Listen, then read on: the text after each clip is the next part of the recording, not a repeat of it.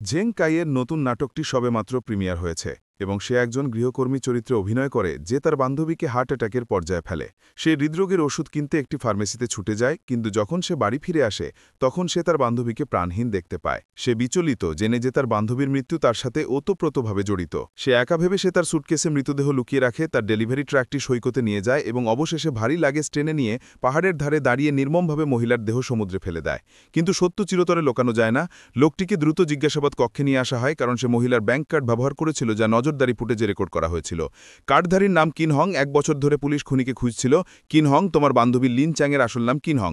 সে একজন খুনি, আমি সত্যিতে জানতাম না। যখন আমি তার সাথে দেখা করি তখন তাকে লিন চ্যাং বলা হতো। পুলিশের তৈরি করা ওয়ান্টেড পোস্টারটি দেখে লোকটি তৎক্ষণাৎ বুঝতে পারল যে কিছু একটা ভুল হয়েছে, কারণ সে বিশ্বাস করতে পারছিল না যে তার সাথে থাকা মহিলাটি একজন খুনি। পুলিশ লোকটির পটভূমি সম্পর্কে জানতে পেরেছিল। তার নাম মা ওয়েচেং এবং সে জালিয়াতির জন্য 3 বছর জেল খেটেছিল। মুক্তি পাওয়ার পর সে একটি স্বাস্থ্যপণ্যের দোকান চালাত, জাল চিকিৎসা সরঞ্জাম বিক্রি করে বয়স্কদের কাছ থেকে টাকা হাতিয়ে নিত।